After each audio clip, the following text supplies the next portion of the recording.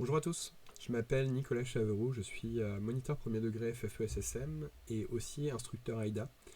Et aujourd'hui, j'avais envie de vous partager mon cours sur la compensation, qui est le résultat de plein de recherches sur l'anatomie, parce que j'avais envie de comprendre un petit peu ce qui se passait dans notre corps quand on cherchait à compenser.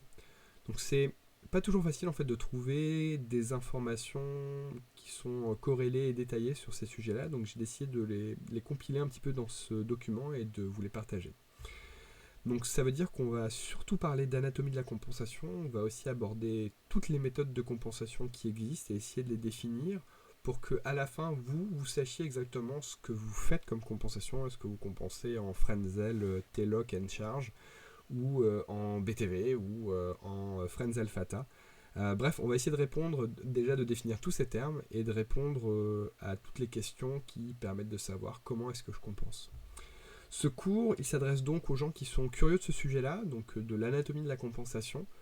Il est aussi potentiellement utile pour les gens qui auraient des problèmes de compensation, car dans ma pratique, je me suis aperçu que parfois, ça pouvait mener à des déblocages de savoir exactement ce qui se passait dans notre corps quand on avait besoin de compenser. Et le fait de venir mieux maîtriser ça permet d'avoir un contrôle plus fin et de mieux comprendre potentiellement où est-ce qu'on bloque.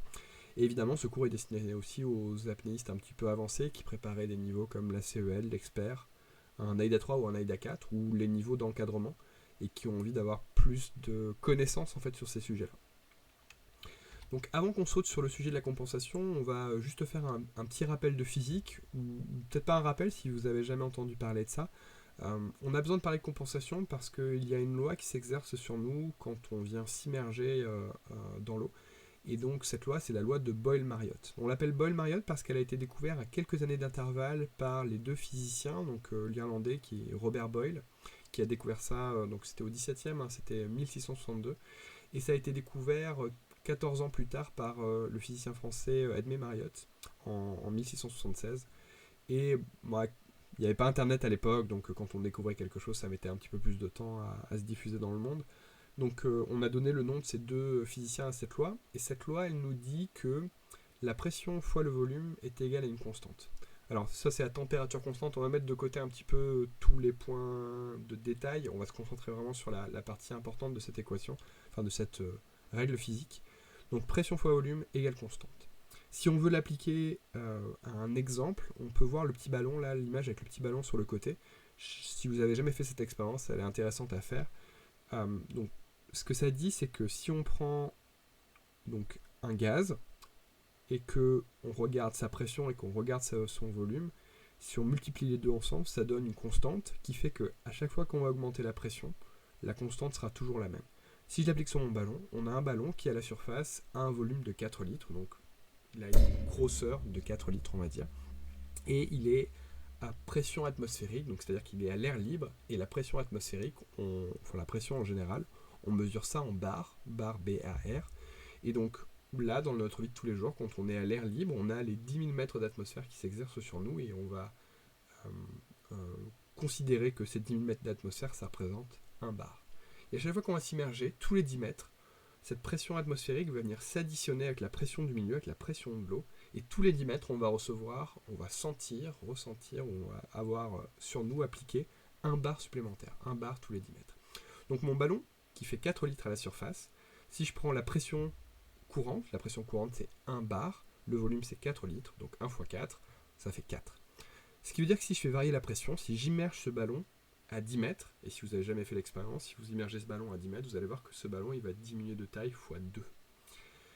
Donc on va avoir une pression désormais de 2 bars, on a la pression atmosphérique plus la pression de 10 mètres d'eau, et ça doit valoir une constante, on a vu que la constante c'était 4, donc 2 fois le volume égale une constante, et donc ce volume-là, par déduction, c'est 2 fois 2 litres égale 4.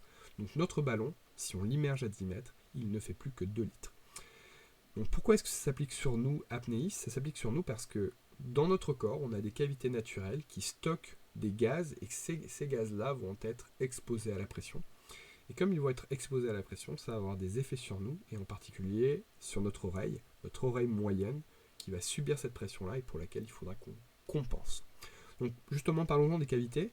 Les cavités sur un plongeur, donc il y a deux types de cavités, les naturelles et les mécaniques. Les naturelles, on a les sinus, frontaux, maxillaires, qui sont des cavités osseuses, on va venir en reparler.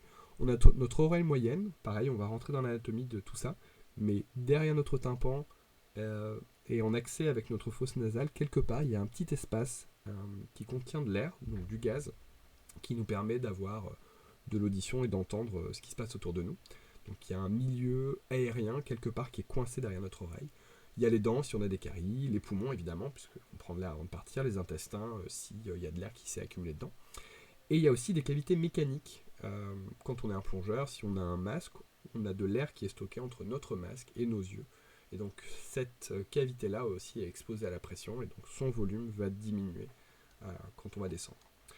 Donc avant d'entrer un petit peu plus dans les détails de la compensation, je veux juste qu'on se mette d'accord sur le terme que je vais utiliser pour la compensation dans les minutes qui viennent.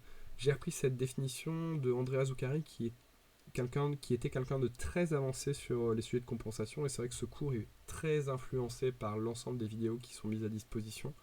Alors elles sont en anglais et avec du matériel, de l'imagerie qui lui est propre, donc moi j'ai essayé de prendre des choses qui étaient libres de droit et faire ça en français. Donc sa définition à lui de la compensation, je vais la lire, ça va être un petit peu barbant, mais c'est juste parce que les mots sont importants. Donc la compensation, c'est l'ensemble des techniques, parce qu'il va y en avoir plusieurs, qui permettent d'égaliser la pression de l'oreille moyenne avec la pression du milieu, tout ça en laissant entrer de l'air via les trompes d'Eustache. Donc comme je vous disais, il y a un espace quelque part ici qui est l'oreille moyenne, qui est bloqué d'un côté par le tympan, qui est bloqué de l'autre côté par les trompes d'Eustache. Cet espace-là, quand on va descendre, la pression va augmenter sur le gaz, donc le gaz va diminuer de volume, et si ça reste bloqué des deux côtés, on a le tympan qui va venir s'écraser, faire de plus en plus mal et peut-être aller jusqu'à une rupture. Donc pour éviter ça, on a besoin de compenser. Donc compenser, c'est les techniques qui permettent de égaliser la pression de l'oreille, donc remettre de l'air quand on descend, pour rendre la pression dans l'oreille identique à la pression à laquelle on est, donc à 10 mètres, 2 bars, à 20 mètres, 3 bars, etc. Les techniques, il en existe plusieurs, Frenzel, Valsalva, BTV, on va venir parler de toutes ces techniques-là. Alors, on va parler un petit peu du coup pour le coup d'anatomie. Donc, on va d'abord définir un petit peu ce que j'appelle moi la carte de la compensation, voir tous les espaces aériens et leurs connexions qui permettent de venir œuvrer à la compensation. Donc dans le corps, on a plusieurs espaces qui contiennent de l'air, et ils sont de deux types, si on veut essayer de les classer un petit peu de manière utile pour la compensation. Ils sont partiellement déformables ou non déformables. Donc je vais venir entrer un petit peu dans le détail. Donc on a les poumons qui sont ici. Les poumons sont partiellement déformables, donc partiellement parce que le début des bronches, cette petite espace bleu, il est plutôt rigide, mais la partie rouge des poumons, elle, pour le coup, est déformable, c'est-à-dire qu'elle peut venir se comprimer, et on va avoir la cage thoracique qui va venir suivre quand il y a une compression des poumons. Les poumons sont accrochés à la cage thoracique, donc la cage thoracique est aussi un petit peu souple, et elle permet de suivre le mouvement de nos poumons. Ensuite, on a la cavité buccale. Donc la cavité buccale, là aussi, elle est partiellement déformable parce qu'à l'arrière de la bouche, donc on a toute une partie derrière, pareil, on va venir entrer dans le détail. Ça bouge pas trop, c'est du cartilage. Par contre, on a notre bouche avec nos joues qui sont évidemment très flexibles. On peut bouger la langue, gonfler les joues et faire tout ce genre de choses. Ensuite, on a la cavité nasale. Elle est purement osseuse, donc elle est non déformable. C'est-à-dire qu'elle ne peut pas changer de volume, on n'a pas l'espace de son nez qui change de volume quand on descend. Et enfin, on a l'oreille moyenne, donc on va venir zoomer un petit peu derrière, mais on a cet espace qui est relié de la cavité nasale jusqu'à nos oreilles, qui contient lui aussi de l'air, qui est fermé par les trompes d'Eustache, et qui est partiellement déformable parce que le tympan qui ferme l'oreille de l'autre côté, donc qui est l'interface avec le milieu extérieur, lui il est flexible et il peut se déformer un peu, mais si on tente de le déformer trop, déjà ça commence par faire mal, puis ça s'inflamme, puis ça peut éventuellement amener jusqu'à une rupture. Donc ces espaces aériens, ils sont connectés entre eux par des connexions, des espèces de valves qui sont plus ou moins hermétiques, Donc les connexions, c'est la première, la glotte. La glotte sépare les poumons de la bouche. Donc là, on voit, elle est entourée un petit peu en bas. J'aimerais bien avoir ma souris qui apparaît, mais je ne l'ai pas. Donc bref, c'est le petit rond qui est entouré en bas. Donc cette entrée qu'on voit à l'avant de notre visage, ça c'est l'entrée qui permet de rentrer dans les poumons. À l'arrière, c'est ce qui permet de rentrer dans l'estomac. On viendra en reparler pareil un petit peu plus rapidement tout à l'heure pour détailler comment ça marche. Donc la glotte, alors c'est à ne pas confondre avec la petite goutte qui tombe au fond de la bouche. Hein. Cette goutte qui tombe au fond de la bouche, c'est ce qu'on appelle la luette. Elle fait partie du larynx. Et donc la glotte fait partie du larynx, pardon. Et elle est située entre nos deux cordes vocales et elle fait la connexion entre la bouche et les poumons. Et elle peut se fermer de manière hermétique. Donc si on veut l'entendre, la glotte, si on inspire rapidement, cette espèce de bruit que ça fait, comme c'est relié aux cordes vocales, ça fait du bruit. Si on inspire rapidement, c'est elle qui se ferme en premier. Ensuite, on a la langue. La langue aussi est une valve. Alors, c'est une vraie coupe transversale de la bouche. Hein. Vous voyez que la langue, c'est vraiment quelque chose de très proéminent dans notre bouche. On voit vraiment juste qu'une partie. Elle permet de séparer la bouche en deux, potentiellement la cavité buccale avant et arrière, donc des dents jusqu'à la langue, puis des langues jusqu'à derrière le larynx. Ensuite, on a une autre connexion qu'on appelle le voile du palais, qui est au fond de notre bouche, en hauteur, qui lui peut se lever ou se baisser. Et il fait la connexion entre du coup la cavité nasale, la cavité osseuse et la bouche. S'il est fermé, il n'est pas possible d'accéder à l'oreille moyenne.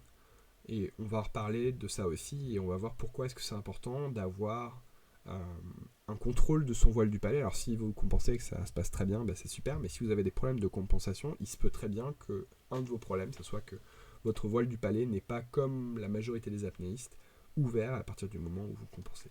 Et enfin, la dernière connexion qu'on peut avoir, elle est ici, à l'intérieur de votre cavité nasale, il y a l'entrée vers vos oreilles qui sont fermées par les trompes d'Eustache, et elle relie du coup la cavité nasale à l'oreille moyenne. Et c'est via ce chemin-là en fait qu'on vient compenser. On va venir mettre de la pression à l'intérieur de ce système pour venir ouvrir cette entrée, ces trompes d'Eustache qui sont par défaut fermées. Donc ça, c'est nos connexions. Et l'épiglotte alors, donc l'épiglotte, c'est ce petit clapet qu'on a à l'intérieur de notre gorge, qu'on ne voit pas nécessairement. Lui, il est inutile pour la compensation. Il se ferme seulement quand on avale. C'est-à-dire que quand on avale, on voit ce petit taquet là qui est là, c'est ouvert en l'occurrence. Quand on va avaler, il va venir se baisser. Il va venir se baisser pour que ce qui passe à l'intérieur de notre bouche tombe dans le canal qui est derrière, dans notre œsophage, plutôt que dans notre larynx. Donc à chaque fois qu'on va avaler notre salive, ou à chaque fois qu'on va avaler quelque chose, de l'eau, de la nourriture, lui il va venir se baisser derrière pour pas que ça rentre à l'intérieur du larynx. Donc c'est pas impliqué dans la compensation, et dans beaucoup de manuels, on voit qu'en fait la glotte elle est confondue avec l'épiglotte. Donc c'est pour ça que j'avais envie de corriger un petit peu ça. Donc si on veut simplifier un petit peu tout ça, sous la forme d'un graphe plutôt que d'avoir des coupes anatomiques, voilà comment est-ce qu'on peut représenter tous nos espaces aériens et toutes nos clapets que je mentionnais tout à l'heure. Donc on peut appeler ça le graphe de la compensation. On retrouve ça dans beaucoup de littérature ou dans les vidéos d'Andrea de cette manière-là. Donc en bas on a donc les poumons, donc la cavité aérienne qui contient le plus d'air. Pour accéder à la bouche qui est un petit peu plus haut, il y a une séparation qui est la glotte. La bouche elle peut se couper en deux. La langue va permettre de séparer la bouche en deux. C'est quelque chose qui va être important dans une compensation qu'on appelle la compensation de Frenzel. La bouche avant elle est reliée avec le milieu extérieur par les lèvres. Ensuite, on peut remonter de la bouche au nez. Donc là, il y a le voile du palais qui permet de séparer la cavité nasale de la cavité buccale. Notre nez a aussi une interface avec le milieu extérieur. Notre cavité nasale a une interface avec le milieu extérieur, qui sont les narines. Notre cavité nasale communique aussi avec les sinus maxillaires et les sinus frontaux. Et notre oreille moyenne. Donc un petit mot sur les sinus. Les sinus sont... il n'y a pas de valve de connexion qui permet de ouvrir ou fermer les sinus.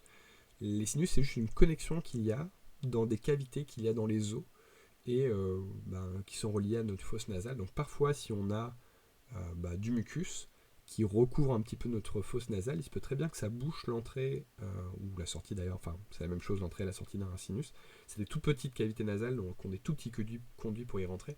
Donc s'il y a du mucus qui bloque, il se peut très bien en fait qu'on ait très mal au crâne, qu'on ait très mal aux dents. Ça c'est juste parce que l'espace, le volume, l'air qu'il y a dans nos sinus est bloqué et qu'il ne peut pas être compensé de manière naturelle par la cavité nasale. Donc il n'y a pas de circulation d'air, il n'y a pas de régulation de la pression qui permet de l'accorder à la pression du milieu. Et on se retrouve à avoir des douleurs sur lesquelles on ne peut pas vraiment agir. Donc c'est important en fait de comprendre dans la compensation ce qui peut bouger, ce qui ne peut pas bouger. Les sinus, il n'y a pas grand chose à faire. On peut essayer de se moucher, de soigner un petit peu, mais en soi, comme ça se déforme pas, comme ça ne bouge pas, comme on n'a pas un contrôle conscient dessus, c'est quelque chose sur lequel on ne peut pas vraiment agir. Donc notre oreille moyenne, elle est reliée à notre cavité nasale par les trompes d'Eustache.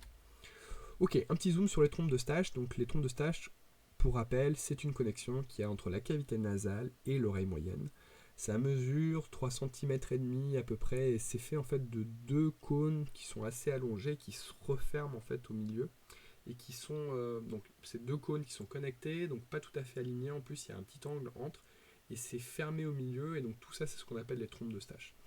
C'est fermé par défaut pour 2 raisons. Donc la première raison, c'est parce qu'on n'a pas envie que toutes les bactéries qu'on puisse avoir dans le nez rentrent à l'intérieur de notre oreille. Et la deuxième raison, c'est quoi ? Bon, c'est ça la principale raison, c'est vraiment pour pas que les bactéries en fait puissent remonter de notre nez vers notre oreille, parce que c'est un milieu qui est plutôt fragile, donc on n'a pas envie en fait de venir de contaminer ça avec le reste. Donc c'est fermé par défaut. Ça s'ouvre quand on avale, donc à chaque fois que vous allez avaler, vous allez entendre un petit clic. Donc c'est comme ça en fait que les oreilles viennent entre guillemets se nettoyer, c'est-à-dire que quand il y a quelque chose qui vient se mettre à l'intérieur de notre oreille, qui est issu de euh, tout ce qu'on peut avoir comme activité dans notre oreille, il y a parfois besoin que ça s'élimine, donc ça peut passer par les trompes d'Eustache. À chaque fois qu'on avale, ça va venir se réguler tout seul. Et les trompes d'Eustache, c'est à la fois un mix d'os, de cartilage, et de muscles qui sont autour. Et donc elles peuvent s'ouvrir donc par 2 actions. Une action de pression, c'est-à-dire que quand on va venir compenser, on va venir faire de la pression dans notre sphère ORL, faire de la pression dans la bouche, dans le nez. Et si cette pression dans le nez est suffisante, le seul moyen de sortie qu'on peut avoir, c'est que ça va remonter les trompes d'Eustache et ça va venir ouvrir ces 2 cônes et laisser passer de l'air. On peut aussi avoir une action mécanique, c'est-à-dire qu'il y a des muscles autour de ces trompes d'Eustache-là, et parfois, quelques personnes ont un contrôle conscient de ces muscles-là, ils ont une carte mentale de ces muscles-là. On n'est pas tous égaux vis-à-vis de ça. Par exemple, on a une carte mentale pour nos doigts parce qu'on a besoin d'utiliser nos doigts hyper fréquemment pour attraper des objets. Mais on n'a pas nécessairement une carte mentale pour nos orteils. On n'est pas nécessairement capable de venir bouger séparément nos orteils avec la même dextérité que nos doigts. Pourtant, certaines personnes, en travaillant ça, y arrivent et sont aussi dextres avec les mains qu'avec les pieds. Donc là, c'est pareil avec les trompes d'Eustache, c'est qu'il y a 2 muscles qui permettent de venir les ouvrir de manière mécanique, avec un contrôle conscient.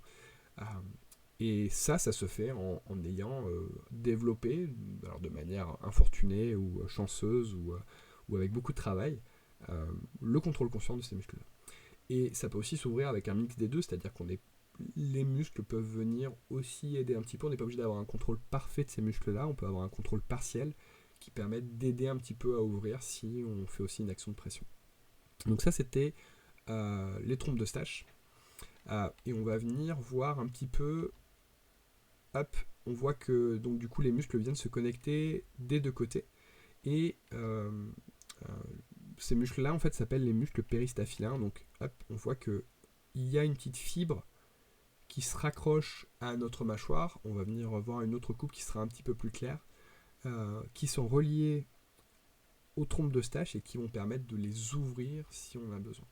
Donc ces muscles-là, on appelle ça les muscles péristaphylins. Il y en a 2. Il y a le staphylin externe, péristaphylin externe, tensor veli palatini, donc palatini parce qu'il est relié au voile du palais. Donc le voile du palais, vous vous souvenez, c'est notre séparation entre la cavité nasale et la cavité buccale.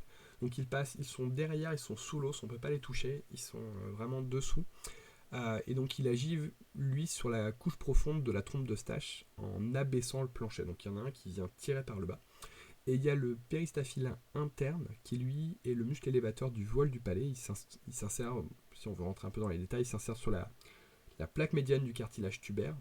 Et le fait de contracter ces muscles-là, ça permet d'ouvrir la trompe au niveau de l'endroit où c'est le plus fin. Donc comme je vous disais, il y a deux cônes qui ne sont pas tout à fait alignés. Au milieu, c'est tout serré, tout fin. Donc on a les muscles qui sont reliés sur la longueur du premier cône, et quand on vient tirer dessus, en fait, ça vient venir ouvrir cette connexion entre nos deux cônes qui est très fine. Donc juste retenir, les péristaphylins, il y a des muscles, ils existent, il y a des exercices qui permettent d'avoir un contrôle conscient qu'on ne va pas aborder dans ce cours-là, mais qui feront probablement l'objet d'un autre cours. On va aussi faire un petit zoom sur le voile du palais, essayer d'avoir une compréhension un peu meilleure. Donc, pour rappel, le voile du palais, ça sépare la bouche du nez. Entre les deux, en fait, il y a cette espèce de voile. C'est un muscle qui, généralement, se mobilise rarement consciemment. Par contre, quand on dort, c'est lui qui vibre et qui fait ronfler un petit peu les gens. Donc, on peut essayer de mobiliser. Il y a des exercices qu'on peut faire si on essaie d'expirer, par exemple, par la bouche et le nez en même temps.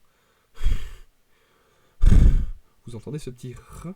Ça, c'est le muscle du palais qui vibre parce que quand on respire par la bouche ou quand on respire par le nez, il s'abaisse ou il se lève pour venir faire la respiration qui va bien. Quand je respire par le nez, il vient se baisser. Quand je respire par la bouche, il vient se lever. Et si j'essaie d'ouvrir le voile du palais et d'inspirer par le nez et par la bouche, ou expirer par le nez et par la bouche en même temps, on a ce voile du palais qui peut se mettre en position neutre. Et cette position neutre, c'est celle qui nous intéresse parce que du coup, on veut que ça reste ouvert quand on va venir compenser. Quand on fait c'est un muscle qui est bien connu des plongeurs bouteilles. Quand on vient faire un vidage de masque, donc un vidage de masque, ça veut dire sous l'eau, on vient enlever son masque. On va venir fermer le voile du palais pour que la pression dans la cavité nasale reste constante et que quand on inspire par le détendeur, on n'ait pas de l'eau qui rentre par le nez, ce qui serait très désagréable. Donc on a un contrôle conscient, généralement à ce moment-là, pour éviter justement que l'eau nous rentre par le nez. Donc le voile du palais est utilisé quand on vient prononcer certaines syllabes. Je ne vais pas rentrer dans le détail là-dessus, mais bref, il est rarement, comme je disais, il est rarement mobilisé consciemment. Mais voilà, il a ces deux positions qu'on peut venir prendre, fermé ou neutre, et c'est vraiment le côté neutre qui nous intéresse. La plupart du temps, chez 95% des apnéistes, on va dire, peut-être 97%, j'ai pas vraiment des vrais chiffres, mais je me rends compte que la plupart du temps, quand les gens compensent, le palais se met dans une position neutre, donc dans une position qui nous arrange, mais dans quelques circonstances, il est fermé. Donc s'il est fermé, ce voile du palais, quand on essaie de compenser, ça veut dire qu'on n'a pas accès à la cavité nasale, et par corrélation, on n'a pas accès non plus à nos oreilles. Donc c'est pour ça que c'est important de comprendre un petit peu où est ce voile du palais et comment est-ce qu'on peut venir entre guillemets jouer avec, ou en tout cas essayer d'avoir un contrôle conscient avec, peut-être une voie de déblocage pour notre compensation. Un petit zoom sur le larynx. Donc le larynx, c'est la partie basse de notre bouche. On a la bouche, la langue, et derrière connecté, on a le larynx qui descend ensuite dans le pharynx et dans les poumons. Et donc c'est un organe qui est surtout fait de cartilage. Il fait partie de l'appareil respiratoire, donc situé dans la gorge. C'est lui qu'on voit, en particulier chez les hommes avec la pomme d'Adam et tout ça. Donc c'est vraiment lui qu'on voit quand on pense, on voit que là ça bouge beaucoup dans la trachée, donc c'est le larynx qui est en train de bouger. Et donc il est constitué de 3 cartilages principaux qui sont reliés entre eux par des ligaments. Donc on a l'épiglotte, je vous disais, c'est ce petit voile qu'on voit, donc c'est le cœur qu'on voit là dans la coupe du milieu. Et on le voit aussi qui est capable un petit peu, donc sur la vue de profil qui est tout à fait à droite, on le voit en haut là, un petit peu incliné comme ça, et c'est lui qui est capable de se baisser pour venir bloquer l'accès au larynx, et quand quelque chose descend, du coup ça passe derrière dans l'œsophage. Donc il y a l'épiglotte qui est plutôt mobile, il y a le cartilage thyroïde qui est au milieu, donc on le voit à gauche, la coupe de gauche c'est celui au milieu qui a une grosse forme rose avec une tête de cœur en haut. Et donc ce cartilage thyroïde, c'est là où justement il y a la pomme d'Adam, c'est ce qui protège les cordes vocales, et c'est aussi là que il y a du coup notre glotte que je mentionnais tout à l'heure, le qui fait la jonction, qui fait le saut hermétique entre la bouche et les poumons en cas de besoin. Et on a le cartilage crioïde, donc il n'y a pas grand chose à en dire, c'est juste que c'est la troisième partie du larynx. Pourquoi est-ce qu'on parle de larynx ? On parle du larynx dans ce cours sur la compensation parce qu'il y a de nouvelles théories autour du larynx qui font penser que son action, sa mobilité, a une influence sur la compensation.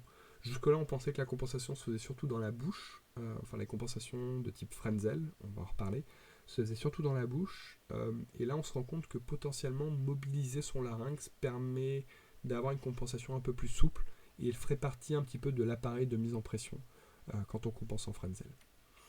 Un petit zoom sur la glotte qui est donc du coup à l'intérieur de notre cartilage thyroïde. Donc ça c'est une vue de haut. Donc si je descendais une caméra dans notre bouche et que je passais par le larynx, on tomberait sur du coup ça. Donc ça c'est ce qu'on appelle l'ensemble de ça, c'est la glotte. Ça fait la connexion entre les poumons et la cavité buccale. C'est le point de fermeture qui est aussi attaché aux cordes vocales et lui peut prendre plusieurs positions. Quand on expire, quand on parle, certaines syllabes en fait viennent l'ouvrir ou le fermer. Donc ça s'ouvre et ça se ferme de cette manière-là. Et donc la glotte, c'est vraiment la partie blanche, c'est les deux petites muqueuses qui viennent se connecter ensemble pour fermer. Et c'est la partie grise qui est sous la partie blanche. Et la partie blanche, ce sont les cordes vocales. Donc c'est pour ça que quand j'inspire très vite, on entend les cordes vocales vibrer parce que je fais passer un petit peu d'air et que les cordes vocales sont très proches de la glotte et que du coup, quand je fais cet exercice-là, ça vient bloquer la glotte. Il n'y a pas grand-chose à en dire de la glotte la plupart du temps. Là, pour le coup, c'est, on va dire, quasiment 100%. On n'a pas besoin d'avoir un contrôle conscient de notre glotte parce que quand on compense, on a naturellement la glotte ouverte. C'est juste que sur certaines techniques de compensation profonde, en particulier une technique qui s'appelle Frenzel-Fata, on a besoin d'avoir pour le coup un contrôle conscient de la glotte et c'est une des bases de travail les plus importantes pour les gens qui essayent de maîtriser cette compensation-là. Donc ça c'est une petite vidéo où on peut voir en fait le voile du palais qui se lève et qui se ferme. Donc on le voit là-haut, là, entouré en jaune. L'apnéiste qui est là, donc là il est dans l'air, il est à un contrôle conscient de son voile du palais, il arrive à le bouger et le fermer. Ce qu'on avait devant, c'était l'avant de la bouche en rose. Là, on a la langue qui bouge. Et je crois que ça descend un petit peu après derrière. Là, on a l'épiglotte. Vous voyez, elle est levée par défaut. Et elle pourrait très bien se baisser, se retourner, descendre en arrière pour bloquer l'accès au larynx qu'on a potentiellement illustré après. Là, on a du coup le larynx et en particulier le cartilage qui contient la glotte et les cordes vocales.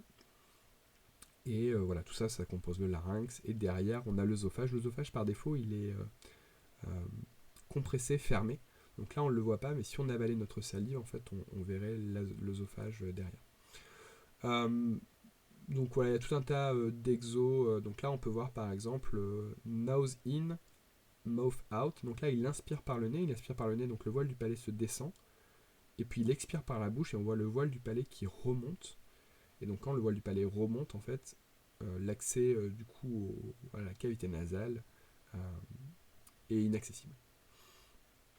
Ok, donc ça c'était un petit peu un zoom sur toutes les parties du corps qui sont liées à la compensation. Maintenant on va venir aborder les différentes méthodes de compensation et peut-être essayer de faire la lumière sur toutes ces méthodes-là et peut-être que vous pensez que vous compensez d'une manière et alors qu'en fait vous en compensez d'une autre. Donc la première méthode, qui est probablement la plus connue, et la plupart des gens qui viennent de la plongée bouteille connaissent bien cette méthode-là, même si la plupart pensent faire cette méthode-là, mais en fait ils ne la font pas. Mais c'est pas grave. On va donc du coup venir définir tout ça. Ça s'appelle Valsalva. Donc j'incite un petit peu sur les L, parce qu'on dit des fois Valsalva ou je sais pas quoi. Donc c'est Valsalva, pas Vasalva ou Vaslava ou je sais pas quoi. Et donc ce nom-là vient d'un médecin anatomiste italien, avec la sonorité du nom, j'imagine que vous aviez déjà deviné, qui a inventé ça en 1704. Alors, âme sensible, s'abstenir, c'était pas pour faire de l'apnée évidemment.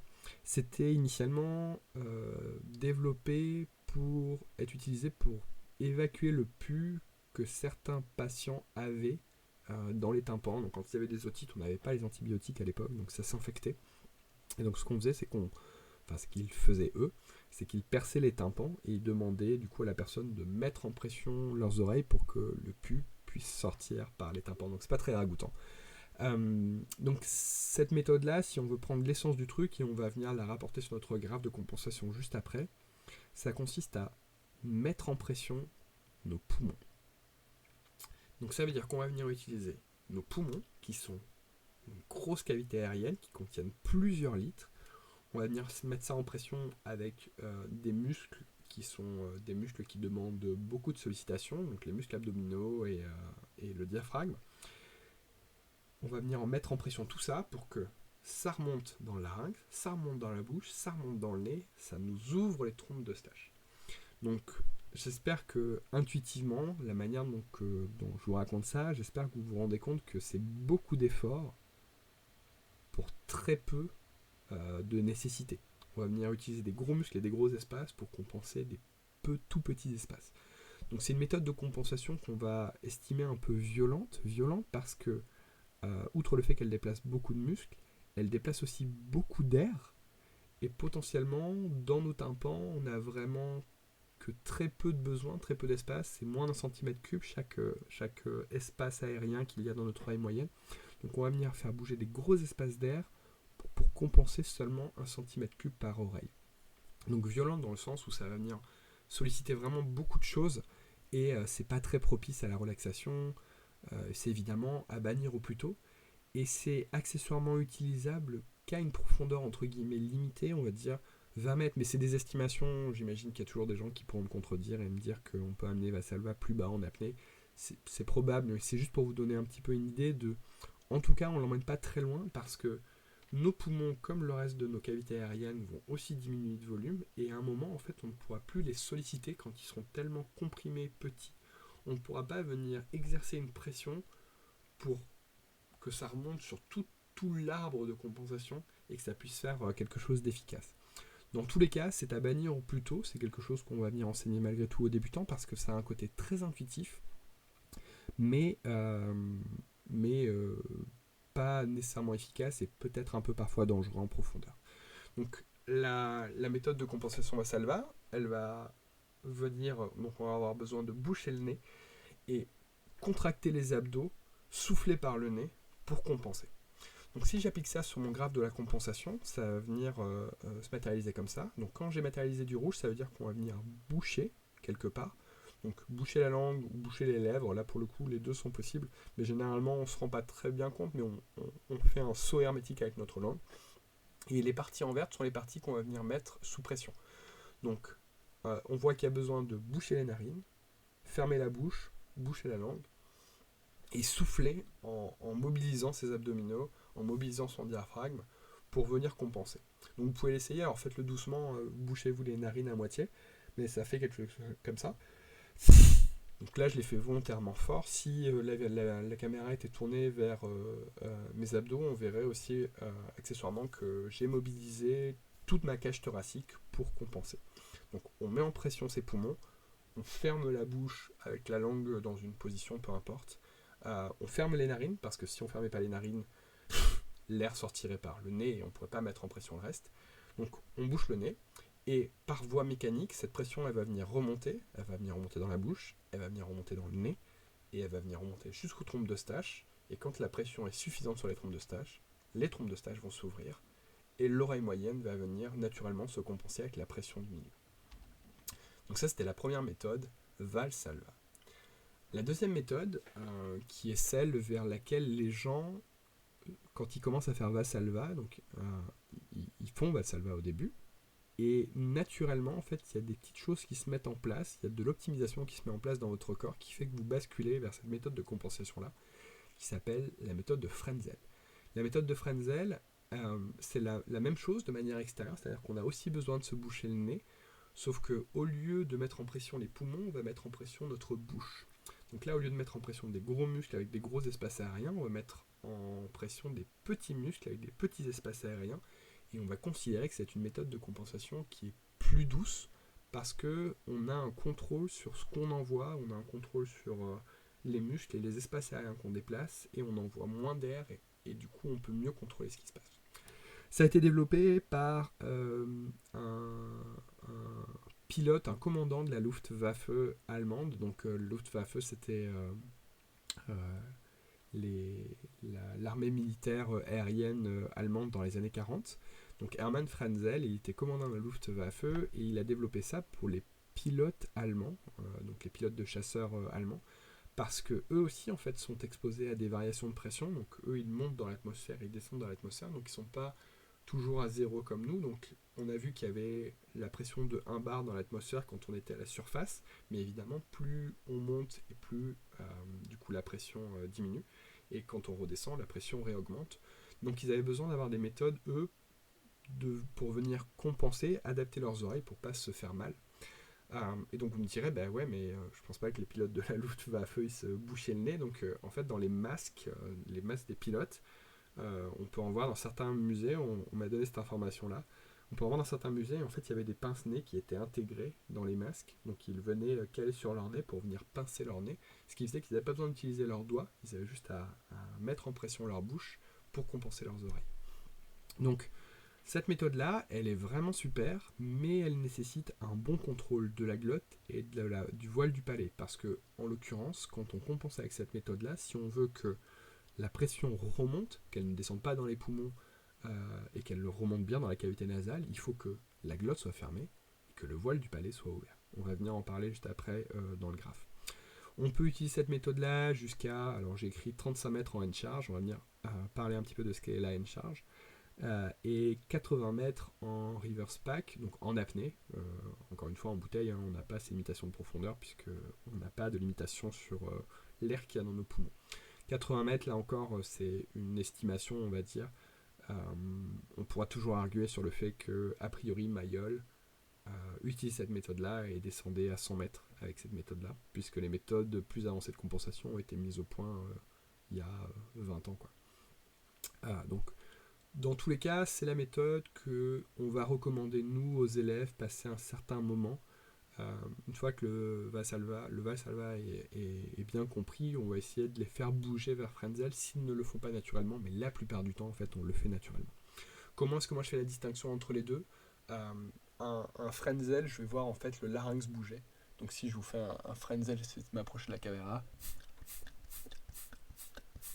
J'espère que vous voyez mon larynx bouger. Donc là, je sais que du coup, mon ventre, mes poumons, mes abdos, mon diaphragme, tout ça, c'est au repos, c'est tranquille. Je ne suis pas en train de les mobiliser. Et je suis juste en train de mobiliser mon larynx, ma langue, pour venir compenser mes oreilles.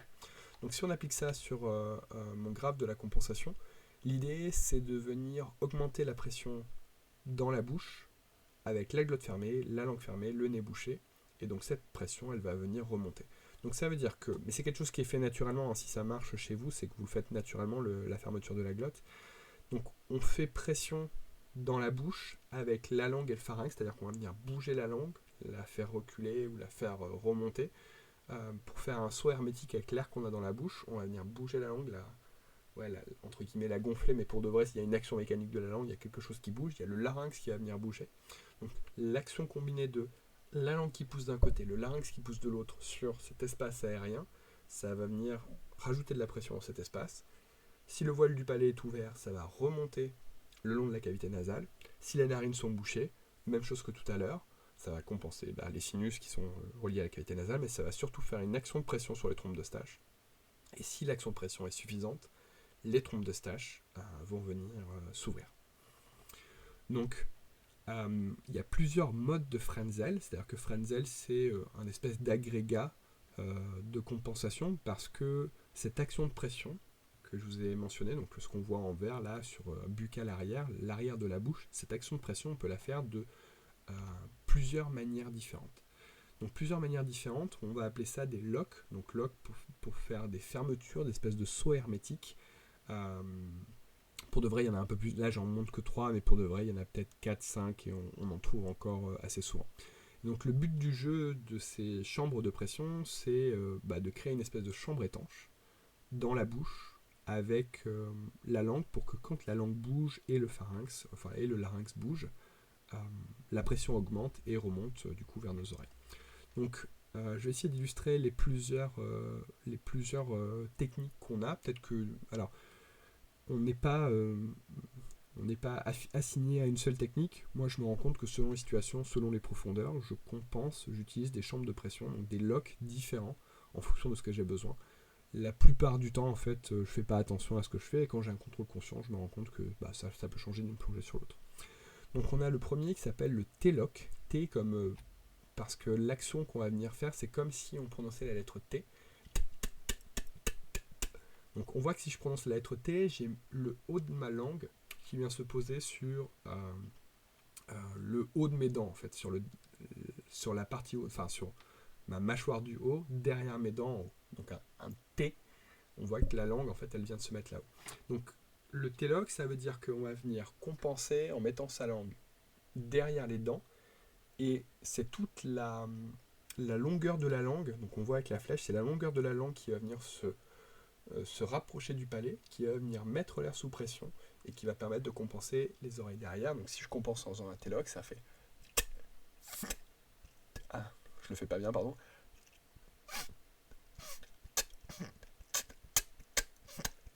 Alors je peux pas ouvrir la bouche et sortir le son et que ça compense dans mes oreilles, donc ça c'était bouche ouverte, et si je le fais bouche fermée...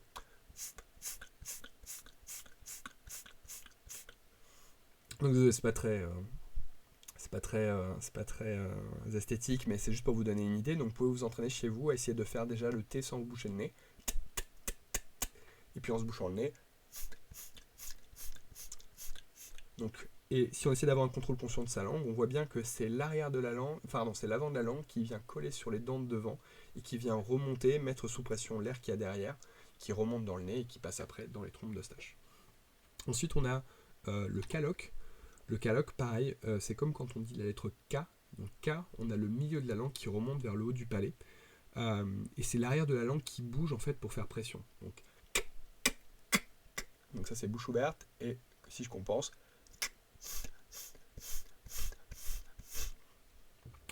ça fait quelque chose de similaire à ça. Et en fait, la dernière, pardon, c'est le H. Alors je sais pas, j'ai jamais vraiment réussi à trop trouver pourquoi ça s'appelait H. Et je suis pas nécessairement moi assez conscient de ça pour arriver à le faire correctement. Mais là pour le coup, le H, c'est l'arrière de la langue qui est posé sur l'arrière de la bouche. Et c'est en fait la compensation qu'on peut utiliser quand on a la bouche ouverte. On peut compenser la bouche ouverte quand on a un H. Donc j'y arrive en fait, mais je sens pas ma langue aussi bien, il faut que je regarde dans un miroir. Donc je peux compenser en ayant la bouche ouverte, grande ouverte. Hein. Et si je regardais dans un miroir ma langue, je verrais en fait qu'elle est complètement rentrée vers l'arrière. Donc voilà, ça c'est les différentes méthodes. Encore une fois, il y en a un petit peu plus. Il y a ce qu'on appelle le P-lock aussi, il y a le ruminant. Ruminant, ça veut dire que on va plutôt bouger les joues. Et c'est l'action en fait de la mâchoire, plutôt que d'avoir la langue qui vient faire bouger des espaces. Là, c'est plutôt la mâchoire qui bouge, donc c'est un peu plus de muscles mobilisés, mais pour certaines personnes, ça peut être efficace. Donc on peut venir bouger la bouche, mettre sous pression directement en fait l'air qu'on a à l'intérieur des joues pour faire remonter ça dans les fosses nasales et après compenser.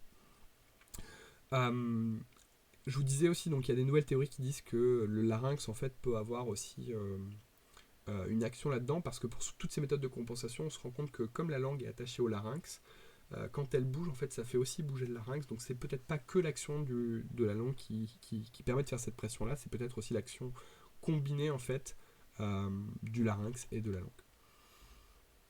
Donc on a la chance d'avoir des IRM, ça c'est des vidéos, alors elles sont créditées à la fin, c'est des vidéos d'Adam Stern, qui est un apnéiste australien qui a eu la chance de faire des IRM et de venir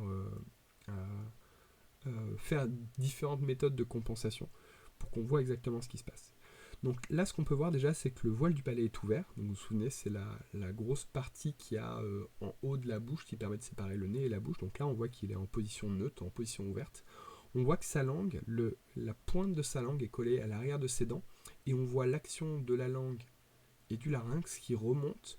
Et on voit bien que cet espace d'air, enfin, il y a de l'air qui est coincé là.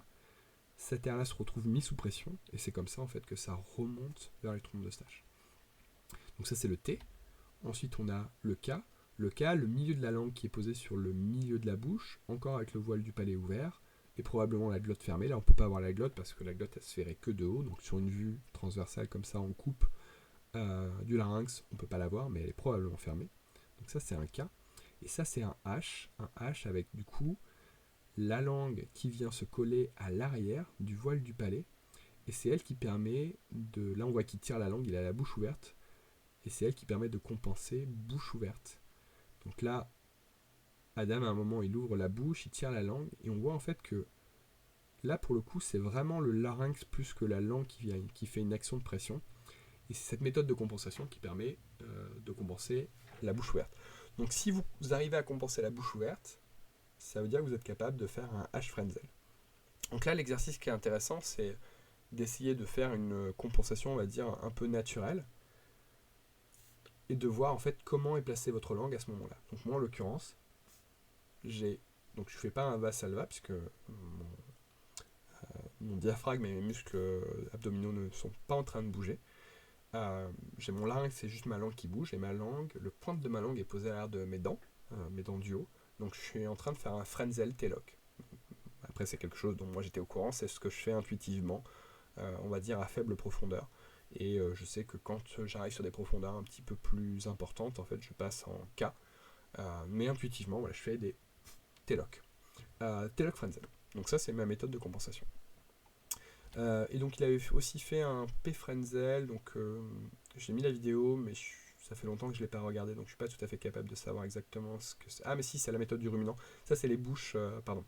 C'est le ruminant que je vous disais tout à l'heure, donc là c'est l'action des joues et de la bouche. Donc il fait changer un petit peu, la langue bouge très peu. C'est l'action juste du larynx, parce qu'il fait bouger la mâchoire, donc il y a le larynx qui remonte et qui descend, qui vient augmenter la pression du coup dans l'espace aérien arrière. Il y a le voile du palais qui est ouvert et ça remonte au trompe d'Eustache.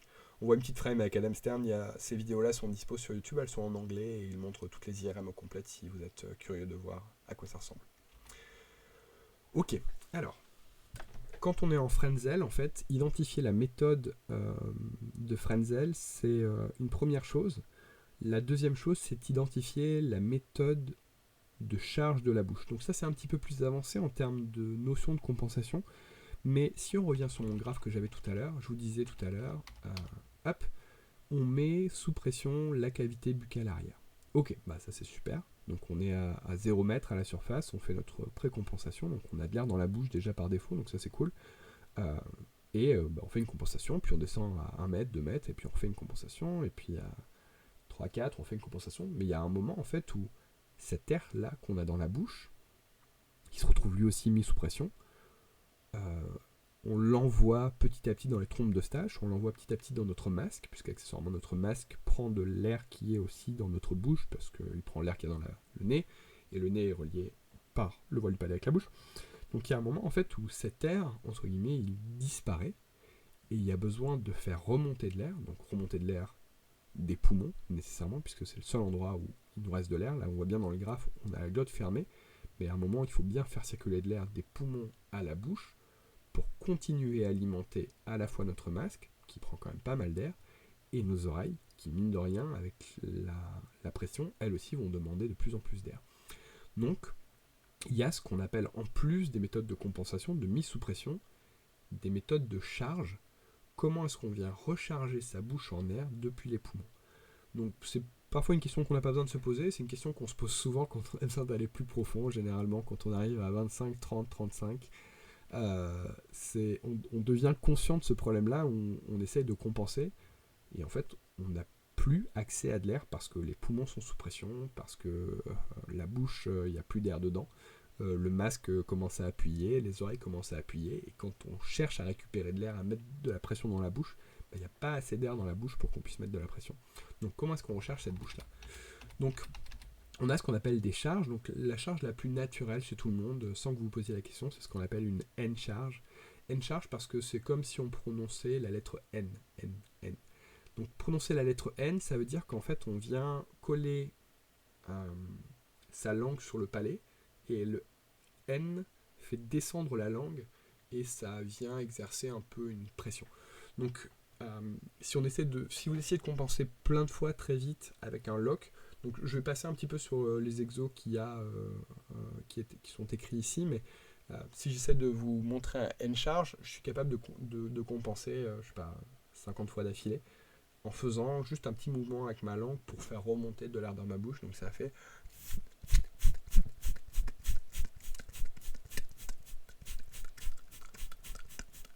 Donc là, c'est juste que je ramène, j'ouvre ma glotte, mais c'est pas conscient, hein, je m'en rends pas compte. J'ouvre ma glotte pendant un petit moment et je fais remonter de l'air comme on remplirait sa bouche. En fait, c'est la même méthode que si on veut remplir sa bouche.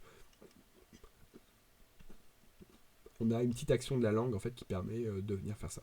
Donc là, après, il y a un exo qui est lié à ça. Éventuellement, je vous laisse faire pause dessus pour jouer avec ça. Mais c'est voilà, c'est prononcer le son N avec la pointe de la langue qui est derrière les dents.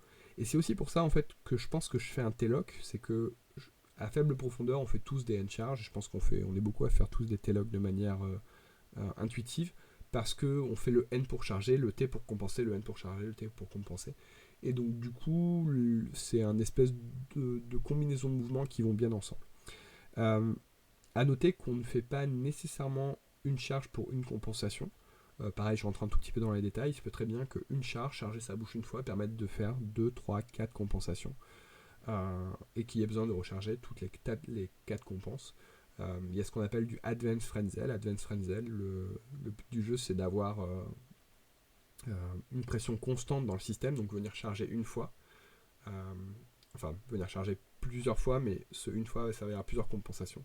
Et venir ouvrir les trompes de stage avec une pression constante. Plutôt que de faire des T-lock pour compenser, enfin des T-lock ou peu importe, pour compenser plusieurs fois tous les 1 mètre, 2 mètres ou peu importe, on va venir ouvrir de manière continue les trompes de stage pour que les trompes de stage, pour que l'oreille moyenne et le nez puissent communiquer ensemble et utiliser cet espace-là une seule fois pour compenser pendant 10 mètres sans s'arrêter, plutôt que de venir tous les mètres compenser.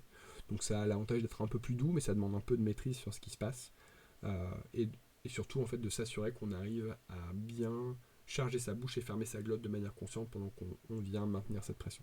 Donc pareil, c'est un exercice qui peut être intéressant si vous descendez dans une fosse, de venir compenser de manière continue, donc c'est-à-dire vous tenir le nez de manière continue, et d'exercer une pression de manière continue, et vous allez voir qu'à un moment, vous allez bien sentir qu'il faut charger, parce qu'à un moment, vous n'aurez plus assez d'air pour venir compenser la pression. Donc là, il faudra faire intervenir une charge. Ok, donc ça c'était la N-charge. La N-charge, c'est ce qu'on fait par défaut. C'est quelque chose que vous pouvez étudier un petit peu la prochaine fois que vous allez être dans une fosse ou que vous exposez à la profondeur. Posez-vous la question de tiens, à quel moment j'ai besoin de me charger et comment est-ce que je me charge. Certaines personnes sont bruyantes quand ils font une charge. On peut parfois entendre les gens compenser. Alors, entendre les gens compenser, c'est un abus de langage. C'est que plutôt on va les entendre charger leur bouche depuis leurs poumons. Ils vont faire un peu comme un dauphin. Alors, c'est beaucoup moins élégant qu'un dauphin, mais ça, c'est typiquement une N-charge. On entend cette espèce de... C'est un N. Voilà, il faut l'imaginer, mais... Et quand je fais j'ai la pointe de ma langue à l'arrière de mes dents et je suis en train de remplir l'espace qui est au-dessus de ma langue avec de l'air qui vient de mes poumons. Donc voilà, ça c'était la N-charge. Ensuite, on a le reverse packing ou RP, ou on appelle ça la carpe inversée. Packing, c'est carpe en apnée et reverse, c'est inversé. Et donc ça, c'est une méthode de compensation, c'est une méthode de charge qui intervient quand on commence à être un peu bloqué. Donc on est un peu bloqué parce que à on va dire 30 mètres, on a nos poumons qui sont exposés à une pression de 4 bars. Et donc ça veut dire qu'ils sont 4 fois plus petits qu'à la surface. Donc ils ont une limite accessoirement nos poumons, en dessous de laquelle ils ne peuvent pas aller. Et donc il y a un moment où faire le N charge que je vous ai expliqué tout à l'heure, c'est pas accessible parce qu'il n'y a pas assez de pression dans les poumons pour venir tirer, pour venir récupérer de l'air de nos poumons. Donc on a une méthode qui est un peu plus violente, qui vient consister en fait à créer une dépression artificiellement dans nos poumons. Donc venir tirer de l'air dans nos poumons malgré le fait qu'ils sont déjà comprimés et que on ne peut pas y accéder et on n'est pas censé y accéder, mais si on est suffisamment étiré, entraîné, qu'on sait ce qu'on fait, on peut venir aller tirer là-dessus, tirer sur les poumons pour venir faire quelques compensations de plus. La théorie, et j'essaie de trouver des vidéos qui permettent d'affirmer ça, mais a priori, Mayol, Mallorca, tous ces gens de cette époque-là, Umberto avait confirmé ça aussi dans un de ses stages, il me semble, euh, utilisent utiliser le reverse packing quand ils avaient besoin de descendre à plus de 30, 40, 50, 80 mètres. Je connais des gens, des apnéistes très expérimentés qui font du frenzel avec reverse packing à partir d'une certaine profondeur.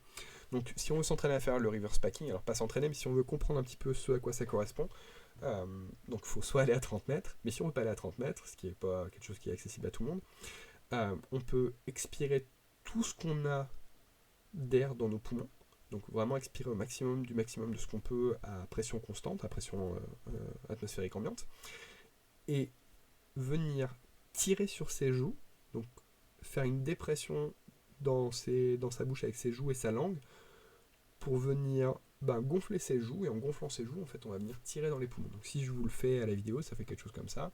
J'essaie de me rapprocher un petit peu en enlevant le micro. Donc si j'expire tout mon air,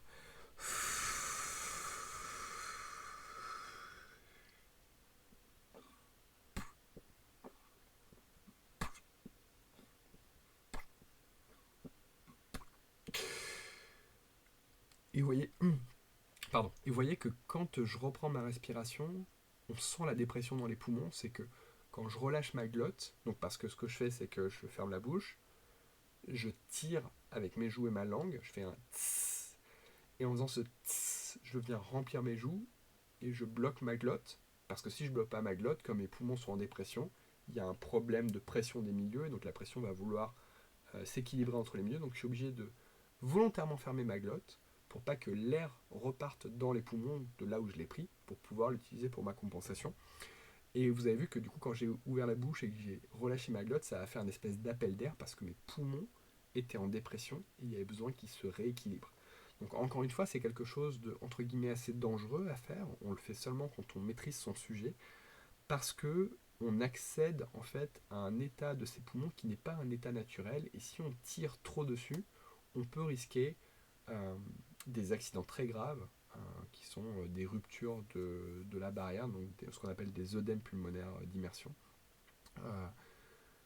Et donc des déchirures des poumons qui font rentrer du liquide, et ça c'est un accident très très grave, donc on n'a pas envie de s'exposer à ça, mais c'est une méthode avancée. Si vous savez ce que vous faites, si vous l'expérimentez, vous pouvez entre guillemets gagner quelques mètres avec ça.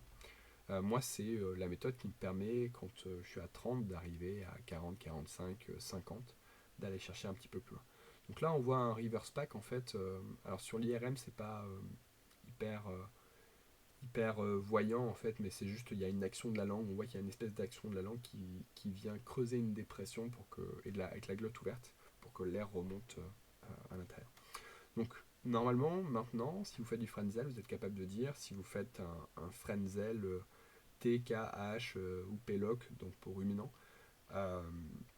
et quelle méthode de charge utiliser, probablement une N-charge, et peut-être que quand vous vous exposez à des pressions un peu supérieures à d'habitude, 20, 30, 40, vous faites appel à système de reverse pack. Donc si vous le faites, faites attention à ce que vous faites surtout. Ok, on va juste finir avec, parce que si on se veut être exhaustif, on va venir parler de méthodes un petit peu avancées. Donc il y a une méthode qui s'appelle le Mousefeel, qu'on appelle aussi Frenzel Fata, parce qu'il a été développé par Eric Fata en 2001, qui est un apnéiste, il est toujours vivant, Eric Fata, qui a développé cette méthode-là, et qui est aujourd'hui la méthode qui est utilisée par tout apnéiste en compétition qui descend à plus de 40 mètres, donc quasiment tout le monde, et c'est ce qui nous permet aujourd'hui de venir aller très très loin, de venir avoir des records très très loin. Parce que pour beaucoup de monde, le problème c'est la compensation, mais à un certain niveau, quand on descend très profond, le problème c'est la compensation, l'hypoxie, c'est tout en fait. Pour moi, le problème à 40 mètres ou à 45 mètres, c'est la compensation, quoi. Je suis encore frais, mais je ne peux pas aller plus bas parce que je ne maîtrise pas des techniques avancées de compensation qui permettent d'aller un peu plus bas et d'avoir à creuser d'autres problèmes. Donc comme je disais, développé par Eric Fata, qui est un apnéiste canadien et qui a expérimenté vraiment beaucoup de choses liées à l'apnée, qui a essayé de comprendre vraiment plein de trucs. C'est lui qui a inventé aussi les fluid goggles, donc qui sont les lunettes qui se gorgent d'eau Plutôt que d'avoir des masques en fait où il y a besoin de compenser les masques, en fait c'est compliqué, ça nécessite beaucoup d'air et c'est surtout très handicapant dès qu'on veut descendre. Il avait inventé du coup les fluid goggles qui viennent se gorger d'eau quand on descend, donc l'œil reste dans une poche d'air, mais comme la poche d'air diminue de volume, elle est compensée par de l'eau qui vient se gonfler sur le côté des boudins. Donc il a vraiment inventé plein de trucs, dont voilà cette fameuse méthode du Mossfield. Et c'est le premier qui est descendu en monopalme aussi à 80 mètres plus. Enfin bref, beaucoup de choses. On lui doit beaucoup de trucs et c'est dommage, on le voit plus trop. Je crois qu'il s'est un peu retiré de l'apnée. Donc c'est une méthode avancée qui est dérivée du Frenzel. Donc ça reste le même principe que le Frenzel, à savoir on va mettre sa bouche en pression. Ça c'est vraiment la différence entre le Valsalva et Frenzel, c'est que Valsalva on met ses poumons en pression, Frenzel on met sa bouche en pression. C'est juste que la charge en fait est différente. Donc on met en pression sa bouche, ça permet de relâcher totalement les muscles des abdos et des poumons, et ça c'est utilisable. Alors, je vois écrit 185+, donc ça je pense que c'est Andrea Zuccari qui l'a amené à cette profondeur-là. Euh, Lui était un grand défenseur du Mossfield, comme tous les apnéistes modernes. Il avait essayé de l'amener à 185 mètres avec une gueuse lourde, pas à la palme. Donc je vous montre un petit peu à quoi ça ressemble. Là, on voit Adam, donc sans l'IRM, donc on le voit là gonfler ses joues. Donc c'est encore une fois, c'est pas très esthétique. Et on voit ça avec l'IRM. Donc on voit là que quand il gonfle ses joues, sa langue n'a plus du tout une action de pression qui est possible. C'est-à-dire que là, on peut plus du tout se sceller la langue à l'arrière des dents. On peut plus du tout remonter le milieu de la langue pour faire un caloque. On peut plus du tout la descendre derrière pour un H-lock. Donc ce qui se passe, c'est que là on est obligé de fermer sa glotte, ouvrir son voile du palais, et c'est la pression des joues qui va venir permettre de descendre. Donc comment est-ce qu'on utilise cette méthode-là? Cette méthode-là, on l'utilise quand on arrive à peu près autour de 15-20 mètres. Les apnéistes font cette manœuvre, ils remplissent leurs joues une seule fois. Donc en fait, on va remplir sa bouche qu'une seule fois parce qu'on n'a pas envie d'exposer ses poumons à une dépression. Donc on va venir se gonfler à une profondeur qui est accessible à tout le monde, 15-20 mètres, une seule fois, fermer la glotte et utiliser seulement cet air-là, une bonne fois pour toutes, jusqu'à la profondeur à laquelle on a besoin d'aller.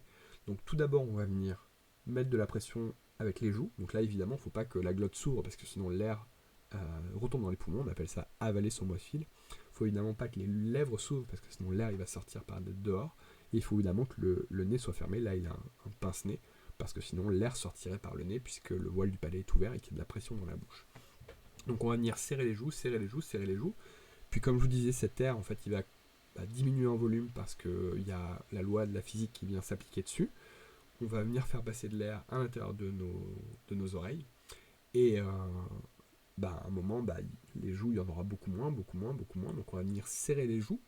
Et puis une fois que les joues sont complètement serrées, toujours en ayant la glotte fermée, maintenant, on peut passer à des méthodes de compensation avec des locks qu'on a vu tout à l'heure. On peut faire un T-lock, un K-lock, puis un H-lock. Le H-lock, c'est celui où il y a la langue qui est la plus en arrière, pour venir vraiment utiliser tout le reste d'air qu'on a jusqu'au bout du bout. Donc quand on fait un Mossfield, ça veut dire qu'on va venir d'abord remplir ses joues, faire une pression avec ses joues, puis passer en T, K, H-lock. Donc c'est un espèce d'ensemble de méthodes, mais avec une seule charge, et c'est ce qu'on appelle du coup le Mossfield. Ok, et pour terminer, on va juste parler de la BTV. Alors c'est quelque chose qui est pas très facile en fait à intuitiver. Je vous disais en fait, la BTV, c'est la méthode qui permet d'avoir le contrôle conscient des muscles du voile du palais, et donc des péristaphylaires, et donc d'ouvrir de manière consciente les trompes d'Eustache. Alors, quand c'est naturel chez quelqu'un, c'est super, parce que tout de suite, sans les mains, puisque c'est sans les mains, il n'y a pas besoin de se boucher le nez, puisque c'est un contrôle conscient des muscles, on va pouvoir ouvrir consciemment les trompes d'Eustache, donc il n'y a pas besoin d'exercer de la pression pour que ça s'ouvre, donc c'est no hands, donc si on fait de la vidéo, de la photo, c'est vraiment royal. Par contre, il faut un peu se méfier avec cette méthode-là, parce que si vous maîtrisez cette méthode-là de manière naturelle, quand vous allez atteindre des profondeurs un peu importantes, on va dire 30 mètres, vous allez devoir tout réapprendre, puisque cette méthode-là, on ne peut pas l'emmener trop profond, puisque le contrôle conscient de ces muscles, à un moment, il y a trop de pression, et les muscles sont quand même assez fins, assez faibles, et quand il y a trop de pression qui est appliquée sur notre sphère ORL, les muscles ne sont plus assez forts pour s'ouvrir. Et c'est généralement dans ces moments-là qu'on fait des erreurs de compensation parce que les gens veulent quand même continuer à descendre, sauf qu'ils ne connaissent pas les méthodes de compensation plus traditionnelles comme le Frenzel, et ils se retrouvent à faire un Valsalva à 30 mètres et à se faire très mal d'un coup. Donc c'est aussi une épée à double tranchant, on va dire, c'est que c'est super dans un premier temps quand on est débutant parce que tout est facile, mais ça vous rend pas service parce que vous ne vous retrouvez pas à apprendre en fait euh, la compensation et les principes de la compensation, et donc ça peut se retourner contre vous à un moment. Donc ça a été, juste pour donner un tout petit peu d'historique, ça a été développé dans les années 50 par la marine française, donc de la même manière que les Allemands avaient développé leur propre système pour s'adapter aux variations d'altitude et donc de pression. La marine française en a fait de même, donc on ne sait pas trop en fait qui est à l'origine de cette méthode-là, mais quelqu'un était venu avec une gymnastique à faire de la bouche, du voile du palais, du nez, de la mâchoire, pour essayer d'avoir un contrôle conscient de ces muscles-là et devenir, encore une fois pour les pilotes de l'armée française, euh, avoir accès à ces muscles et les ouvrir à la demande quand ils changeaient d'altitude. Donc développé dans les années 50 par la marine française, comme je vous ai dit, contrôle conscient des muscles du voile du palais. C'est très doux, évidemment, puisqu'il n'y a pas de mise en pression de quoi que ce soit. Par contre, si c'est pas naturel, c'est très difficile à maîtriser. Tout comme venir faire bouger ses orteils séparément. Ça demande en fait beaucoup de travail, beaucoup de rigueur à mettre en place, mais c'est pas impossible. C'est que c'est des muscles, on les a tous, on peut tous faire une carte mentale, c'est accessible à tout le monde, mais ça met potentiellement beaucoup de temps, et vraiment, encore une fois, beaucoup de rigueur, beaucoup de répétition. Donc si ça vous intéresse, il y a des exos qu'on appelle la gymnastique tubaire. Si vous cherchez BTV gymnastique, vous allez tomber sur plein de vidéos à faire devant un miroir, 15 minutes tous les soirs, de tirer la langue, entrer la langue, tirer la langue, entrer la langue. Moi j'ai essayé, mais pas avec la rigueur. En tout cas, j'ai pas besoin d'utiliser cette méthode-là, donc je n'avais pas la rigueur en tout cas qui est nécessaire. Viendra un jour où j'aurai vraiment envie de maîtriser cette technique, ne serait-ce que pour prendre de la vidéo. Je me plongerai un petit peu sur le sujet. Donc BTV, béance tubaire volontaire, c'est-à-dire qu'on est capable de venir faire une béance, donc de ouvrir les tubes de manière volontaire, donc les tubes en l'occurrence la trompe d'Eustache. Donc on emmène ça jusqu'à, on va dire 30-35 mètres, ça dépend encore une fois un petit peu des gens. Et c'est encore une fois en apnée, en plongée bouteille, si vous faites de la BTV, c'est super. Et vous n'avez pas de limite de profondeur puisque vous avez une jolie bouteille sur le dos. Donc si on fait un petit comparatif, Valsalva, on met sous pression ses poumons, comparé à Frenzel où on met sa bouche en pression, et comparé à la BTV où on met rien du tout en pression. Quand on fait Valsalva, on a la glotte ouverte, qui est une autre différence avec Frenzel, puisqu'on veut que l'air qu'il y a dans les poumons remonte dans la bouche, puis remonte dans le nez, donc la glotte est ouverte, le voile du palais est ouvert. Et Frenzel, la glotte est fermée puisqu'on met en pression sa bouche, et le voile du palais est ouvert pour que ça remonte dans les oreilles. Quand on fait la BTV, on s'en fout de la glotte et de voile du palais. Alors non, on s'en fout pas du voile du palais, il faut qu'il soit ouvert, puisqu'il faut que l'air puisse circuler quand même. Il va y avoir une dépression sinon dans le nez, donc il faut que l'air puisse circuler, mais généralement on se pose pas la question, en fait, ça se fait assez naturellement. Quand on fait Valsalva, la charge c'est pas applicable, donc Frenzel, je vous disais, il y a un reverse pack ou un end charge. Et bref, on va pas parler des autres points. Pareil, si vous voulez avoir un peu plus de détails sur la position de la langue et ce genre de choses, ce sera défini ici. Enfin, je veux juste terminer par citer mes sources. Et puis c'est genre au dernier slide que je me rends compte que ma souris était dispo en appuyant sur espace. Désolé, je vais pas réenregistrer la vidéo pour ça. Donc mes sources sur d'où viennent les planches anatomiques. Donc ça vient de Pearson Education, et donc il y a vraiment tous les muscles, toutes les coupes, toutes les transverses dans tous les sens, c'est vraiment très chouette. Je conseille aussi évidemment, du coup Andrea Zuccari nous a quittés, mais son académie existe toujours, ça s'appelle Equalization Academy. Il y a plein de vidéos en anglais, mais qui sont absolument passionnantes pour aller creuser encore plus loin certains sujets, faire des exos. Vous voyez que ce cours-là, il est purement anatomique. Il y a la vidéo qui tournait pour que je puisse vous montrer 2-3 choses, mais il y a un deuxième cours qui serait potentiellement en commun avec celui-ci, qui est un cours d'exercice avec l'autovent, donc un petit device, un petit matériel qui permet de venir jouer avec de la pression, s'entraîner avec sa glotte, avec son voile du palais et venir manipuler ça. Voilà, les vidéos d'Andrea ont tout ça sur son site Equalization Academy. Et il y a une autre personne qui est aussi très intéressée par la compensation, qui fait beaucoup de stages, qui s'appelle Federico Mana. Donc si à un moment dans votre carrière d'apnéiste vous vous retrouvez un peu coincé et vous pensez que vous avez étudié un peu toutes les pistes, euh, voilà, se tourner vers ces gens-là est généralement une bonne idée. Et alors, je n'ai pas demandé son autorisation, j'espère qu'il m'en voudra pas, mais j'ai utilisé les vidéos d'Adam Stern aussi pour toutes les IRM que je trouve absolument passionnantes et qui, en termes d'anatomie, sont absolument parfaites puisqu'on peut vraiment voir en fait la mobilisation des muscles et le mouvement des volumes d'air sur les Frenzel. Et je trouve que c'est vraiment une grande aide d'avoir cette illustration-là, donc je me suis permis de les inclure à l'intérieur de ce slide deck. Si vous avez des questions, vous pouvez me trouver par mail ou sur WhatsApp. Euh, je pense qu'un deuxième cours suivra avec l'autovent pour vous partager quelques exercices sur comment venir entraîner votre voile du palais ou votre glotte ou vos compensations ou votre mouth feel si vous avez envie de travailler ces différentes méthodes. Merci beaucoup et à la prochaine vidéo.